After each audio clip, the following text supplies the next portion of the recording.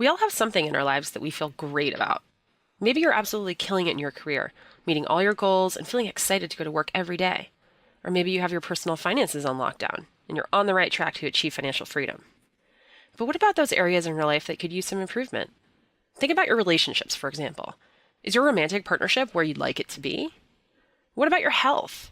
Think about a time when you felt unstoppable, in peak physical state, feeling the best you've ever felt. Do you feel like that now? What are the gaps in your life? I want to talk to you about the Wheel of Life, Tony's method of helping people identify where they need to improve.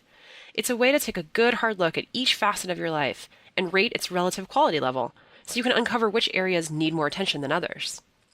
When I took the Wheel of Life assessment test, I discovered exactly what it was in my life that was throwing things off balance. I basically got a helicopter view of my life that helped me see where I was excelling and where there was room for improvement. Because as Tony says, too many people are caught up with making a living and not designing their life.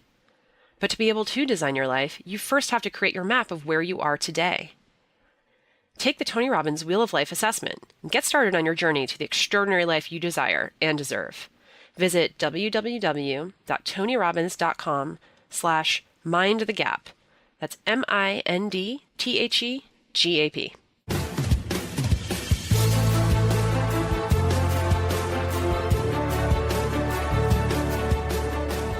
Hey guys, I'm Annie York, Editorial Director for Robbins Research International. I want you to think for a moment about a memorable moment that you've had. Something that you remember so vividly, it's like it happened yesterday. Was it at work? At home? Who was there? I have this very distinct memory, for instance, of sitting in a tea shop on the Lower East Side of Manhattan. The walls were painted the exact color of matcha green tea. There was a small, modest sign hanging outside with the name in all lowercase letters. It smelled like cinnamon and a little bit like cloves. This seemingly mundane, everyday experience, though, has stuck in my mind for over a decade, and I have no idea why. Why do certain experiences influence us strongly? How can even the most fleeting moments impact us in a way that we remember them for years? And how can we intentionally create such experiences and moments to enrich and enhance our lives? In this episode of the Tony Robbins podcast, we're talking with the best-selling author, speaker, and professor, Dan Heath. Dan is a senior fellow at Duke University's Case Center, which supports social entrepreneurs or businesses that are providing solutions to social, cultural, and environmental issues facing us today. Dan and his brother Chip, who's a professor of organizational behavior at Stanford's Business School, have written 3 New York Times bestsellers, Made to Stick, Decisive, and Switch, which have sold over 2 million copies worldwide and have been translated into 33 languages. Now, in their upcoming book, The Power of Moments, the Heaths are revealing the keys to what they call defining moments. That is, the most memorable and meaningful experiences in our lives. When we understand the principles that underlie such moments, we can then learn how to intentionally create the experiences that will further enrich and enhance both our personal and professional lives. Think about it. Businesses can learn how to create moments that make both customers and employees more loyal and more satisfied. Families can learn how to create more lasting memories together. And teachers could create lesson plans that students will remember for years and years. Life is a series of moments and experiences, but life doesn't have to happen to you. You have more control than you think, and with the right tools and tactics, you can learn how to create the defining moments that will bring immense meaning to your life.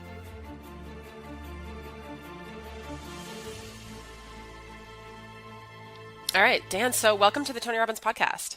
Hey, thanks so much for having me, Anna. Great. So I would love to start off by talking about what you mean by defining moments. And I'm going to explain a little bit about what Tony means. So in the book, you talk about moments as the moments that bring meaning to our lives, right? So the experiences that are both meaningful and memorable. When Tony talks about meaning in moments, it's usually in the context of emotion, right? So we tend to assign our own meaning to moments. We frame them in a certain way. And that defines the emotional tone of the experience. So we feel a certain way, you know? And since our memories are formed by emotion, they're anchored to certain states of feeling, images, sounds, and sensation, then that feeling becomes our memory. So it defines the moment. So Tony likes to say, you know, the meaning you attach to something produces the emotion of your life, and your emotion is your life. So Tony believes we have this power to create a higher quality of life by actively choosing to assign a different meaning to each moment. So he calls that reframing. So I'm just giving you a quick example. So for instance, say, and this is interesting because a lot of people think this is right around the bend. So say there's this big market correction, right? So the economy tanks and you have an investment portfolio and it dips to like dangerously low levels. So you could see that as a sign to just pull out of stocks completely. So if you do that, you're going to lose a significant amount of value, right? And then you have this fear that you're not going to have a comfortable retirement. Or maybe you're angry at yourself because you didn't balance your portfolio in time. So what if you gave that moment an entirely different meaning? So you see it as an opportunity to buy at like a low price. Then you feel excited because you're anticipating that you're going to sell high later and make a profit. So now what's your emotion? It's like confidence, right? It's power. So there's a huge difference. So I wanted to introduce that because this is what Tony calls reframing. And it's when I was reading your book, this is exactly what I was thinking about. This is like, wow, Tony would completely have this reaction. So I wanted to ask you, you talk about defining moments, and I would love to kind of get your input on, what when you set out to write the book and talk about moments, what did you mean by that? Well, in our definition, and by the way, thanks for that background. I think that's incredibly interesting and in a lot of ways compatible with what we wrote about. We're talking about defining moments as short experiences that are both memorable and meaningful. And so that might range from your wedding day to a remarkable vacation that you had to one day in school when a teacher remarked on a talent you weren't even sure you had. And in the book, we talk about how we have the power to create moments like this, and that in fact, if you study people's positive defining moments, they tend to share a lot in common. And if we can recognize these elements that they share, it gives us this power that we didn't know we had to make more of them. And so the reason that's important is businesses can create moments that make customers and employees more loyal, more satisfied, and families can make more memories together. Teachers can create lessons that students remember for years and years. And so we believe that moments are worth investing in. Great. So you mentioned that they have elements, right? So every powerful moment has an element. It's almost like science. There's a formula to it. Would you mind kind of walking us through what those are? Yeah, so we identified 4 elements that are shared by positive defining moments. The first is elevation. And this is an experience that rises above the everyday. Think about a wedding day or a birthday party or a performance in a high school musical or a game in basketball. And what these experiences have in common is we feel a sense of being absorbed in the action. Like the circumstances are different. At a birthday party, there's decorations and cake and music. Or in the case of a game, it's like our whole consciousness is absorbed in what's happening. That's a moment of elevation. The second are moments of insight. And these are abrupt realizations or transformations. In an instant, we figure out that we can't take one more day of the job we're in. Or in an instant, we realize the person across the table from us is somebody that we're going to marry. The third element of defining moments is pride. And these are the moments when we're really at our best, moments when we accomplish something we weren't sure we could, or moments when we're recognized by our peers, or moments where we stand up and show courage. And then finally, the fourth element of defining moments is connection. And that can be connection between individuals, a moment when you felt like your tie to someone else really deepened, or it can be a connection between groups. And what we find is that often what binds groups closely together is when they work on something really hard together. They struggle, they push, they endure. And something about fighting for something that's larger than the group really seems to cement their ties for life. Got it. So for each of these 4 elements, I'd love to go through them, and because I think everybody, as they were listening, was thinking, "Oh yeah, I remember that one basketball game, and that moment of insight. I remember when I had a moment of realization that this career was not for me, right?" So I'd love to go through them and sort of, give an example of each one, and kind of help people understand how they can leverage the knowledge that this is a key component of creating a powerful moment, and have people sort of, get their minds thinking about how they can use that to create more. So for elevation, for instance, you said it's, the times that you're completely immersed. And that sounded to me like it requires sort of a boost of your sensory pleasures, right? You said birthday party has music, it has delicious cake, it has, people around you. So are there ways that a business, for instance, could create an environment like that, that was unusual, that was beyond the everyday? Well, one of my favorite examples of this, there's a hotel in Los Angeles called the Magic Castle, and I stayed there last year. And I need to give you a little bit of background on this place. So, first of all, Magic Castle sounds pretty dramatic, but I'll have to tell you, if you visited there, it is neither a castle nor does it look particularly magical. It looks like it's not in Disneyland. Far from it. It looks like basically a 2-story budget motel that's been painted bright yellow. The rooms are utterly unremarkable. They're clean and decent, but there's nothing to distinguish them. I splurged on a balcony, a room with a balcony, and my balcony was like 3 feet off the ground. So like if somebody walked by in the parking lot, like I could slap them 5 as they walked by. The lobby is completely unassuming. It looked vaguely like the lobby of a place you might get your car's oil changed. So this place is totally unremarkable to look at. And yet I want to share a fact with you that if you go look at TripAdvisor right now for the ranking of Los Angeles hotels, the Magic Castle is number 1 on the strength of thousands of reviews, and it's ahead of the Four Seasons Beverly Hills, which I assure you is remarkable to look at. Wow.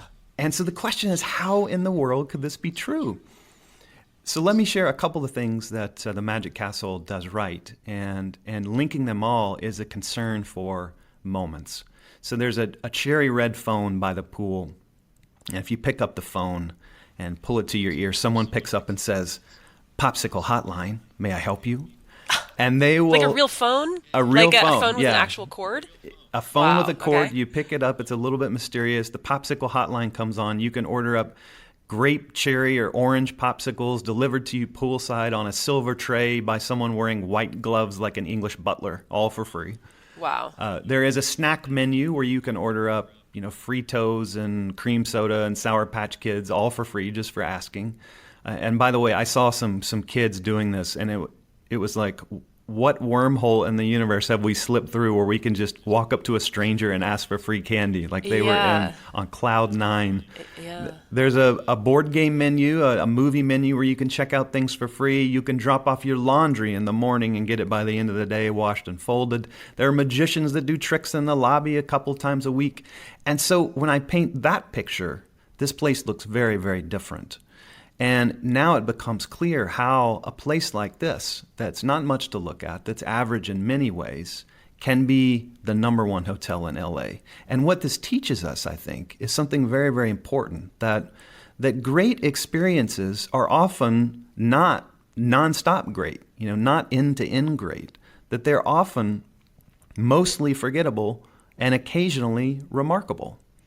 And the Magic Castle is a great example of that. People will forgive subpar decorations. People will forgive subpar rooms and lobbies as long as you deliver some moments that really matter. And I think that lesson that is true of hotels and certainly true of the hospitality industry is true for many aspects of life, that experience is often mostly forgettable and occasionally remarkable, but those remarkable moments don't plan themselves. Now, in the book, you mentioned this example. I remember as an example of the peak end rule, and Disneyland is another example of that. Can you sort of explain that concept so people can get a better understanding of it? Yeah, there's some great research in psychology where psychologists are trying to understand why we remember what we do about our experiences. And one aspect of it is what we might think of as the Disney paradox. And I think anybody that's been to a theme park in the last few years can empathize with this, that if we actually studied your minute-by-minute happiness as you move around a theme park with your family, my guess is in the majority of those moments, you would actually be happier in that instant being on your couch at home, right? It's less humid there. It's less crowded. You can get a hot dog for less than $10. But in memory, it might be one of the highlights of our year. And the reason for that is when we remember our experiences, we're not remembering some kind of average of our minute-by-minute sensations. What we're remembering are snippets or scenes or specific moments. You know, our memories are not like queuing up a movie that we can watch end to end. They're more like a trailer of a movie, a collection of remarkable moments, whether positive or negative. Oh, and completely. Like a montage. Exactly. That's right. Yeah. And psychologists say that there are two kinds of moments that we disproportionately remember. One is the peak of the experience. So in a positive experience, that's the most positive moment. And then the ending of the experience. It's called the peak end rule. And so this helps to explain the Disney paradox, how something that in the moment was not all that exceptional can become in memory one of the best parts of our year. And it's because we remember the peaks. We remember coming off of, Space Mountain and the adrenaline high that gave us. And we remember the time that Mickey came over and gave your little boy a hug. And those are the kinds of peaks that don't happen every day. So even if 60% of the time you might have been happier on the couch, you had some peak moments at Disney that everyday life doesn't deliver. And so that's what I mean when I say, the occasionally remarkable moments are really worth investing in because that's what we cherish and that's what we remember. It's interesting because Disneyland in itself is a clear, it's differentiated from your everyday life, but you do have these kind of mini events, right? You going on a date or a long brainstorming creative meeting at work, or there's probably multiple examples of moments where you could create peaks, but people don't think of those. It's not Disneyland, so they don't think that within that time period, within that mini event, that there is an opportunity there. Well, one example that I love is Southwest Airlines. So if your listeners have flown Southwest, they know they often kind of have some fun with the flight safety announcement. Oh yeah, they're amazing. Yep, I love them. And there's a bunch on YouTube of people, telling jokes or rapping or whatever. So this has actually become kind of part of the culture at Southwest. In fact, if you go to the Southwest headquarters, there's this wall where they have enshrined some of their favorite jokes that have been produced by flight attendants over the years. Like, this is my all-time favorite. One flight attendant said, put the oxygen mask on yourself first, then on your child. If you're traveling with more than one child, start with the one with the greatest earning potential. Just genius. I've heard something similar. They said if you're traveling with a child or someone who's just behaving like a child. Right. Yeah. Good. Yeah. So this is an example of a small peak moment. Over the course of your flight, a flight is typically pretty unremarkable, especially on Southwest. Where you're not going to have a cush seat, you're not going to have lavish food, you're going to get some peanuts and a water if you're lucky. It may be the peak moment of the flight. And so my brother and I started talking to the insights people at Southwest, the people who crunch all the customer data and try to figure out how to make customers happier. And we asked an interesting question, which is, what are funny flight safety announcements worth?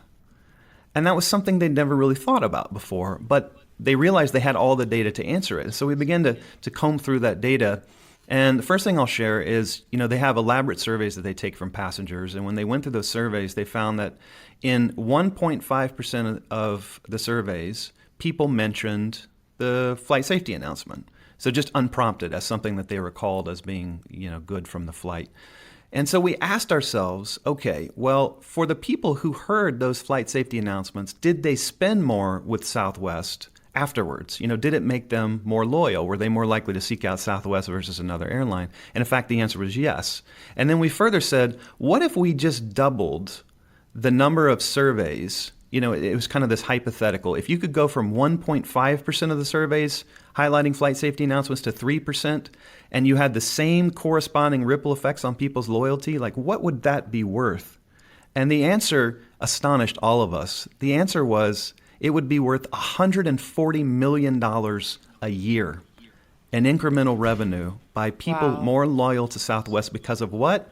Because some flight attendants had some fun with something that is a federal mandate. And that's what I mean by we have the power to create these moments. And they need not be extravagant moments. They need not be dramatic moments. They're moments that are different from people's expectations. And Southwest has done a brilliant job of that. Wow. That's incredible. And what's interesting is they didn't set out with the outcome of revenue in mind. I mean, That's I right. don't know where it started. Maybe somebody, I don't know, on the executive team just had a sense of humor and said, hey, let's just let them do this. Or maybe it was more of an organic grassroots movement among crew. But it's so interesting that that was a positive outcome of something that was not, strategically planned in a boardroom. That's a great point. And I think, in defense of Southwest, I think what they deserve credit for is giving employees enough rope that spontaneity is possible. Because in so many service businesses, it's like people have so little respect for their staff that they want to bureaucratize everything. There's a playbook, and you get scored on how well you honor the playbook. And if you deviate from the playbook, if you wrap out the flight safety announcement, I suspect, we've all flown an airline where if someone wrapped the flight safety announcement, they're probably fired the next day. And so, Yep. so I think it is true that this was an organic thing and not centrally planned. And it's also true that is the result of a culture and a set of leaders who were willing to allow that to happen. Sure. And culture, you mentioned that they got incremental revenue from loyalty, and customer loyalty is something that Tony always says, one of the three main things you need to grow your business, you need, more clients, you need to get more revenue from your clients, and then you need to keep your clients for longer. It's like lifetime value of your customer, right? And so it looks like that had a direct impact on loyalty from these higher levels of customer satisfaction.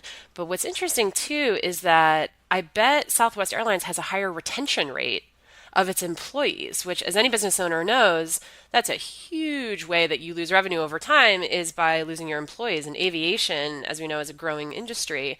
There's a lot of competition, and there's probably a lot of movement between airlines. But I don't know about you, but every Southwest airline crew member and pilot that I've ever encountered, they're really happy there, and they don't want to leave. Once you get a job at Southwest, you don't leave. So that's another, benefit of running your business in that way. No question. And what we know from research in psychology is that two of the best motivators for people are autonomy and creativity. Being given a little bit of space to operate, that's autonomy, and being given the opportunity to kind of show some flair. And you can see both of those things at work with the flight safety announcements. I mean, there are many other aspects to the job, of course, but that's a good example of a healthy culture, one that honors employees. I'll give you another small example that I think this one's sort of fun just because of how small it is. There's this cafe chain called Pret a Manger, and they serve sandwiches and coffee and pastries and whatnot. And they studied the loyalty card business like you might have at your grocery store or a coffee shop or something, where they track what you spend and you get 20 cents off a jar of pickles if you're a member, that sort of thing. And they said, is this really worth the effort? And so they decided not to do the loyalty card thing, and instead they created a policy where the people who work the counter are given like a weekly budget of free stuff to give away to whoever they want. So, somebody comes up and, they like your tie, they like your dress, and they say, that coffee's on me. And people started to notice this. It wasn't like an official policy announcement where they did a big marketing campaign around it. They just started doing it. And a lot of the customers who came frequently, it's like they would notice once every couple of months, they just got something for free. And for the customers, it's like this great high. Like that is so rare for someone to just let you walk off of something for free that it really stuck with them. But back to the point, notice what this does for the employees. Right? Again, it's letting them have some autonomy. It's not having Big Brother monitoring your every behavior and measuring what you do against a checklist. It's saying, hey, you're one of us. We trust you to have some fun with this. And when you like the looks of somebody, give them that coffee for free. Give them that muffin for free. And it's a little thing that makes a big difference for both the customer and the employee. Yep. In the book, you refer to this as breaking the script, right? So letting employees have the creativity to surprise and delight customers. And you had this great example of Joshi the giraffe. I was wondering if you could tell that story. Yeah, some of your listeners may remember this. This went viral a couple of years ago. So the story is there was this family with a little boy who stayed at a Ritz-Carlton hotel in Florida. And this little boy had this loyal sleep buddy called Joshy. It was a stuffed giraffe. And he'd been sleeping with Joshy every night. I mean, if you've got a kid, you probably can understand the bond that forms. Well, when they went home, they realized they forgot Joshy. And so the parents were in a panic, like, is our child ever going to sleep again? And so the dad, I think parents can empathize that when you're trying to get your kids to bed, your attention quickly turns to lying to them. And so the dad said, Joshy just decided to stay around. He needed a little more vacation, and the boy bought it. And so that bought the dad some time to get in touch with the Ritz-Carlton and see if they could find it. And when he called the Ritz-Carlton, he admitted, this lie he told his son, and he said, "Is there any way you could kind of cover for me and just, take a photo of Joshy in one of the lounge chairs by the pool so I can show my son, hey, he was really having a good time." And so the staffers kind of chuckled and they said, "Yeah, we do it." And a couple of days later, Joshy shows up with an entire photo album of his stay at the Ritz. So not just that one photo he'd requested, but also Joshy reclining on a lounge chair in the spa with cucumber slices over his eyes, or Joshy in the security control room, like adjusting the knobs and looking at the cameras, or Joshy making friends with a parrot at the hotel. And it was just like an extraordinary, almost magical thing to do. I mean, can you imagine like a La Quinta ever doing something like that? No. And so, the parents were just blown away. Obviously, the boy was over the moon, but the parents were so impressed by what the staff had done and how over the top it was and how thoughtful it was that the dad wrote a blog post about it that went viral. And so that's an example of what we call breaking the script, which is when we think about scripts, what we're saying is a lot of things in life operate according to really reliable rules. And so, you go order something at McDonald's, like that's a script. You know exactly how it's going to work. It works the same in every McDonald's in the world. But it's also true in personal situations. Like a lot of people on the weekend, they have a script. The Saturday works about the same way. You wake up about the same time. You eat about the same kind of breakfast. You do about the same things. And the point we make is that when you have a script, almost by definition, it becomes less memorable over time because you're just repeating a routine. You're just repeating a habit. And so there's nothing sticky about that. There's nothing that you're going to recall months later. And so often the best way to create something memorable is to break a script. And so these Ritz-Carlton staffers, what was the script in the situation? It's probably, someone would have found the giraffe, and if you're lucky, they would have stuffed it in a box and sent it back. That's probably a normal hotel. And by going so over the top with this whole photo album of vacation photos, they broke the script. But more broadly for all of us, in both our businesses and in our personal lives, we should be looking for opportunities to break the script and disrupt what people expect. Yeah. What's nice about that too is the giraffe was left in the hotel by the parents, right? So it wasn't the fault of the hotel. And particularly in hospitality, there are a lot of instances where people might have a complaint, right? So there was some sort of service failure. And in the book, you mentioned that those are moments, you call them pits, right? So they're moments, they're lows. And there's a statistic that I thought was really fascinating. You note that 25% of positive encounters with businesses were actually service failures that the company responded to. So can you elaborate a little bit on that? Yeah, exactly right. So this is fascinating research on what's called service recovery, which is, how do you respond when something goes wrong for the people you serve? And so, Joshy Joshy is not a great example of that because that was the parents' fault, as you said. Right, but, it's the opposite. Yeah. But in many situations where businesses really distinguish themselves is how they deal with the miscues and the mistakes. I'm trying to think of a recent example that I've had where someone just went above and beyond. I always go to this coffee shop that's near me, and this one morning, I swear I'm not making this up, I always order the oatmeal. And in the oatmeal, as I was, moving my spoon around to get a bite, I heard a clink. And so, there's not usually a clink in my oatmeal in my Oh experience. no, I really And am scared. What do you find in your oatmeal? and so I found in the oatmeal, I swear to you, it was like a 4-inch long nail. No. 4 inches long. I mean, it wasn't just a tack or something. It was like a huge nail. And so I went up to the counter, and of course, I've made friends with them by this point. And I was like, I don't think this is supposed to be in here.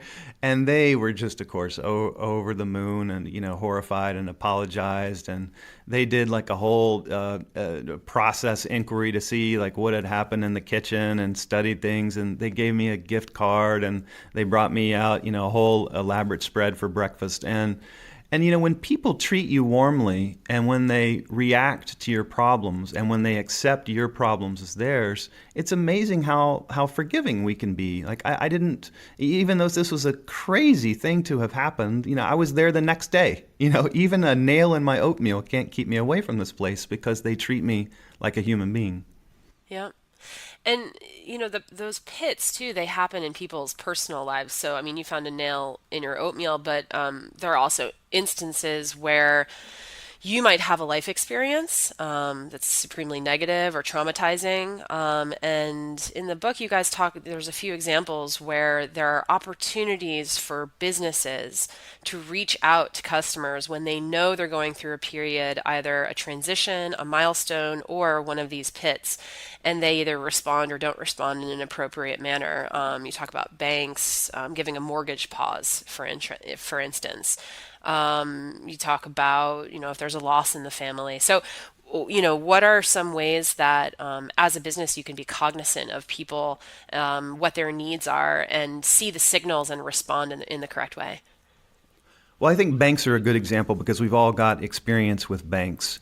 If you watch bank advertising on TV, they talk a great game about, customer relationships, and they stand by their customer relationships and they fight for their Oh yeah, customers. every And step of the way, and oh all the yeah, images they use. there's Yeah, like an elderly couple on the beach dancing. It's the same couple for every yeah, bank. wedding days. Yeah, But if you actually look at the way that they manage their side of this relationship, you spot some pretty clear flaws. So one of my favorite examples is you get a mortgage from your bank, and probably a lot of us, listening right now have bought a home, and usually your realtor will bring you a present or something just to celebrate. It's a big deal to buy a home. It's a big deal to move into a home.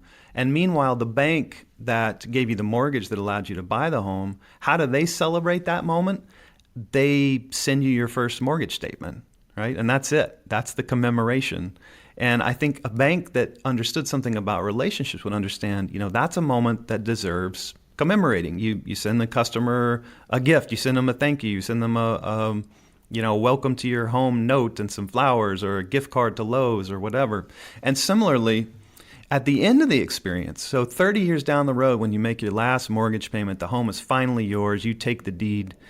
In a just world that paid attention to moments, what would happen is somebody from the bank would come and knock on your door.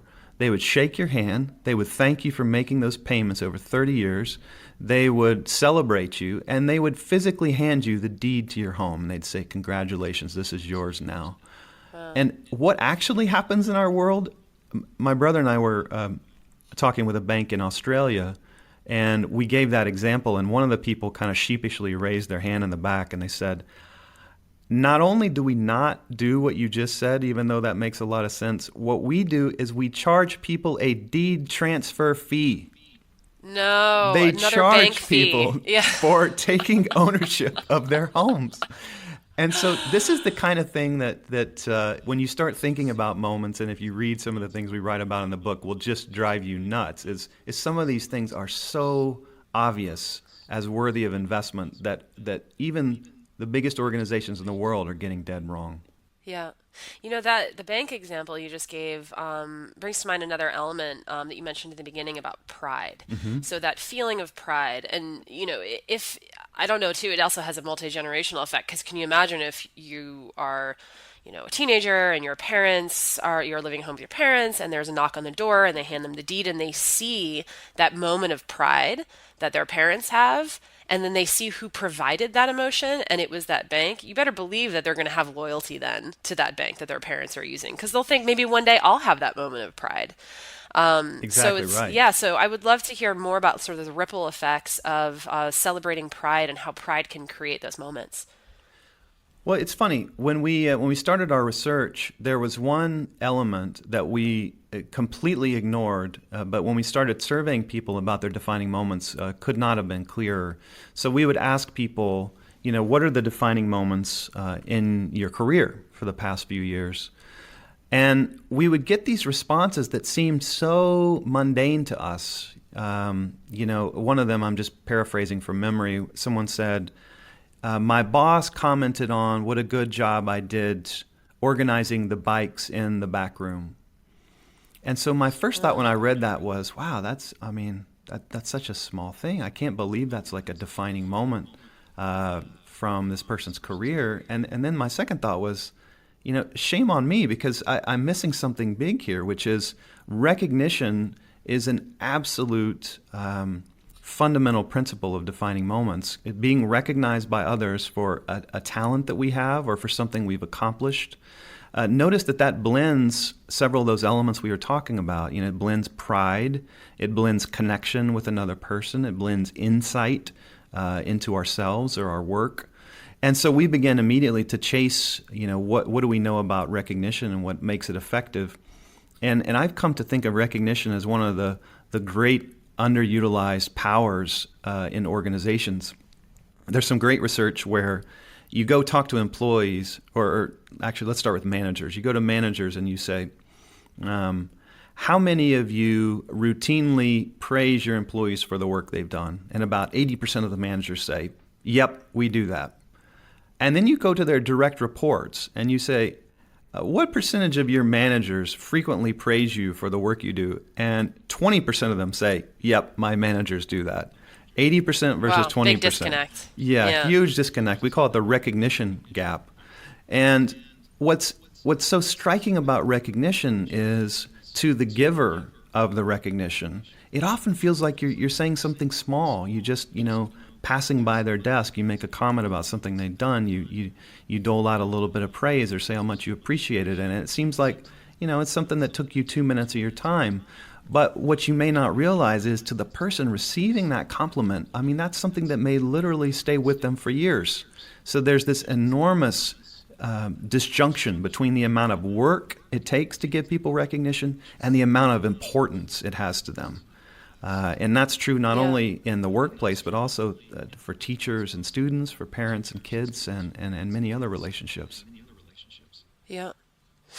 Yeah, and those compliments too, in that example and some of the other ones that you mentioned in the book, they are very specific, right? So you're not just giving an empty compliment, you're just saying, "Hey, great job today." Right? Right. You notice that was a very specific thing, right? Specifically the way that I organized the bikes. One of the examples you use in the book is with donors choose. So they allow, for donations are directly tied to supplying school supplies. And the kids would write handwritten thank you letters, and they would say, this is what we bought, oh, wow, the kids are thanking me for giving them pencils, right?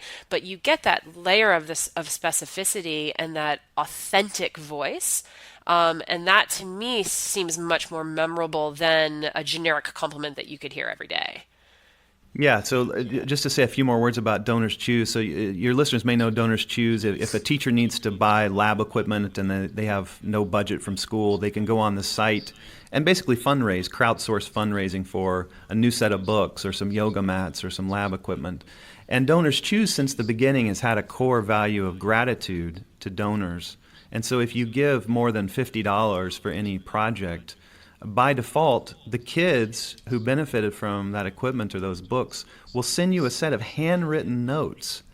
And I've gotten a set of these, and they're extraordinary. Just the smile that it puts on your face to just flip through these notes, and the little drawings they do, and the way they articulate, why they liked what they got and what it did for them is certain to be a memorable moment. And in fact, they've scaled this up so much that they're now sending over 1 million individual thank you notes from kids a year. I mean, that's how big this program is.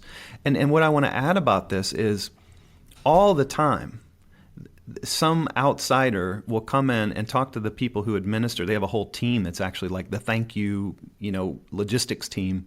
And some wise guy from outside will come in and say, why don't you just scan these and do it by email? It would be so much simpler and it would save you a lot of money.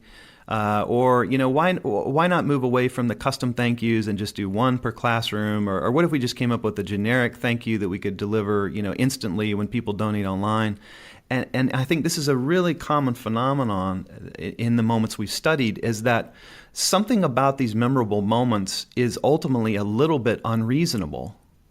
That it is more reasonable to scan these notes and send them by email. It is cheaper. It probably is more efficient. It would be a lot simpler to have one standard thank you that donors get.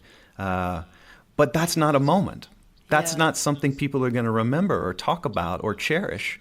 And so these moments. And you mentioned that there's always going to be somebody who says, well, that's not reasonable. And those are the moment destroyers, right? That's exactly right. Yeah. One of my favorite stories in the book is about a high school in San Mateo, California, a public school called Hillsdale High. And the principal, Jeff Gilbert, had this great quote that stuck with me. He said, nobody would go out for the basketball team if it was just all practice, right? The reason you play basketball is you want to play games, and you're willing to endure the practice to get to the games. The games are the fun parts. Those are the moments of elevation. But he said, we run schools like they're nonstop practice. You practice every day. You practice. And you might say, well, final exams are the games. And no, they're not. I mean, any student can tell you and those they're are not the those games. Are public. Right. There's nobody can see you and celebrate you and cheer you on. Yeah, that's exactly different. Exactly right. And so at this school, they've started trying to live by this philosophy. Like, what if school was more like sports, where there is some practice, but that ultimately there are some games? And so they came up with this tradition they called the trial of human nature, which was created by two teachers, one English teacher and one history teacher. And in short, it puts the author William Golding, who wrote the book Lord of the Flies, which you may remember.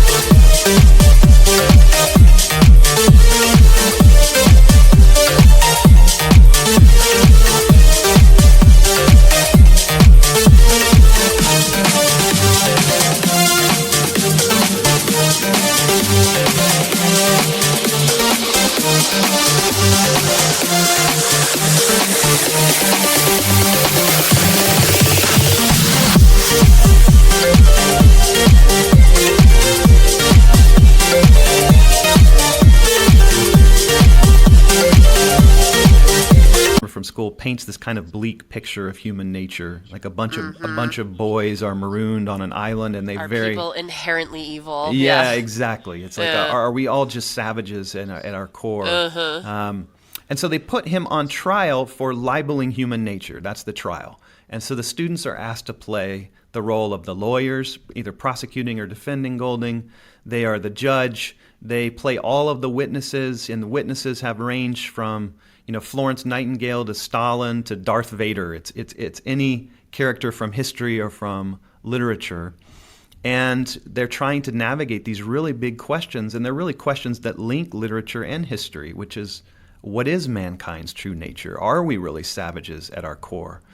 And they put on this trial in front of a jury of administrators and alumni. They conducted in a real California Superior Courtroom. My brother and I went to the one last December. It was the 17th annual Trial of Human Nature, and it was just amazingly cool. It was the kind of thing that I came out thinking every student in the country should have some kind of moment like this that is special.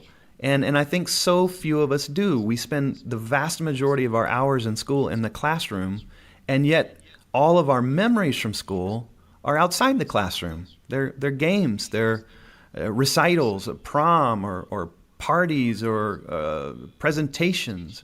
And why don't we have more peak moments that are about what we're learning? And so return to kind of circle back to where we were, the reasonableness police. I mean, can't you just hear, some miserly assistant principal trying to whittle this idea down to something more reasonable? Well, do we really need to go to a California Superior Courtroom? That's expensive to rent all those buses. Or, do we really need to have a winning side? Shouldn't everybody feel like a winner with this activity? Maybe we don't need a jury.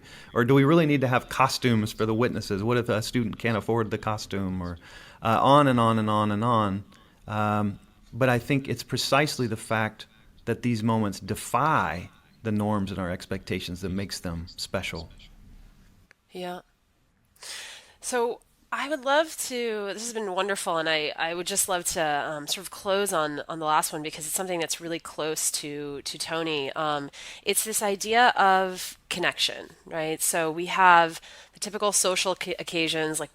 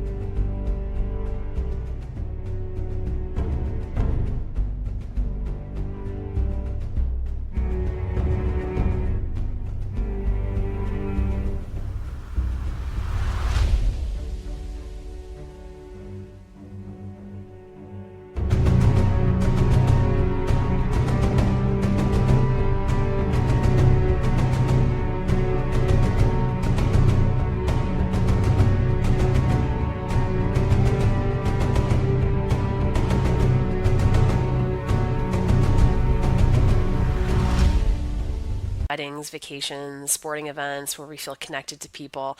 But I would love to hear a little bit more about how to purposely create moments of connection in a way that you can create binds.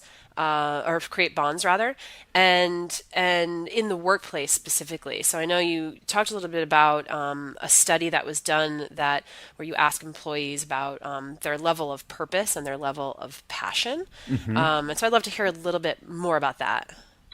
Yeah, so the researcher is a guy named Morton Hansen, and he's got a book coming out where he's going to talk about this in more detail. But basically, he's drawing a distinction between purpose and passion. And so if you imagine people that are low in their jobs on both purpose and passion, it won't surprise you to hear that they're pretty poor performers, right? We would expect that. If you were to hear that people were both high on purpose and on passion, it won't surprise you to hear that they're pretty high performers. But let's talk about the other case where people are either high on one or the other. They're either high purpose or high passion. And I should say briefly, just to distinguish those terms, passion is really about our excitement level. Do we enjoy the work we're doing? Does it spark a passion in us? And purpose is really about, do we think there's broader meaning in our work? Morton Hansen talks about it in terms of, are we making a contribution to someone? And so it's fascinating to think, well, would it be better in terms of making you a better performer if you were really excited about the work, or would it make you better if you felt like you had more of a purpose, that you were serving someone else? And so, just make a quick guess as to which one turns out better. What Hansen shows is that there's actually no contest, that the people who are high purpose and low passion are far better ranked by their superiors than people who are the opposite, high passion and low purpose. And so his advice is, the obvious, which is, number one, we should pursue work that makes us feel like we're part of something bigger than ourselves, that we are serving others, whether those others are patients or customers or students. And we should look for the purpose in what we're already doing. This is not just about finding a new job. It's also about thinking carefully about the job you're doing now and maybe getting a little more conscious about the contribution you're already making. My suspicion is every single person listening to this, even if you're in what you feel like is a bureaucratic job or a difficult job, ultimately, you're making a contribution to some specific people. If you're slaving away on marketing collateral every day, the contribution you're making is to the sales force. You're helping them be more effective and more confident in the field. And when you think about your job that way, when you connect it directly to the contribution you're making, it's easier to see how to go above and beyond. Once you're clear on who you're serving and how you're serving them, you start to think of new ways that you might do your job even better rather than just viewing your work as a set of tasks. I do want to say, just to kind of wrap this discussion, that this is not to knock passion at all. Clearly the best performing people were those who had both purpose and passion. So this is not Sure. an anti-passion sermon, but it's just to say, let's not forget the central role of purpose. Sure.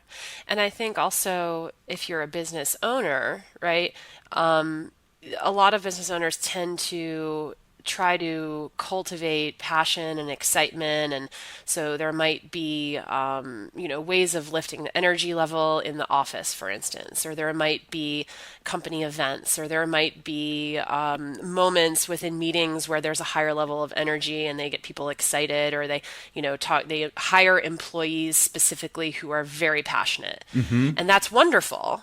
But that's not to say you should neglect the purpose side. And I think there are a lot of businesses out there that are doing a great job in helping their employees understand what not just their purpose, their role as part of the company, but how that fits into the company at large, and then how the company itself, what its purpose is. So I love the fact that it seems really in the past few decades, there's been this movement toward understanding, the company you work for, what is the mission statement? What do they value? And then specifically giving employees transparency, right? So Tony loves the fact that Mark Zuckerberg, for instance, has, like, on Fridays, he has this all hands, and he kind of gives, people transparency into where Facebook is going and why it's going in the direction it's going. Like, we're serving our users in this way, but here's why. And it seems like that's something that every industry would benefit from. That's a great example. And I think the point you're making is really important, which is this is under our control as leaders, as managers. We can manage for purpose. Like one example I came across a few years ago, I was doing some work for a large industrial company, and in one of their factories, they were trying to push an initiative on waste, reducing waste. And so, they had all of their analytical tools deployed, Six Sigma and what have you. And there was a great business case for this. It made a lot of logical sense, but they found that people weren't really embracing it. They feel like they're having to push a little bit too hard.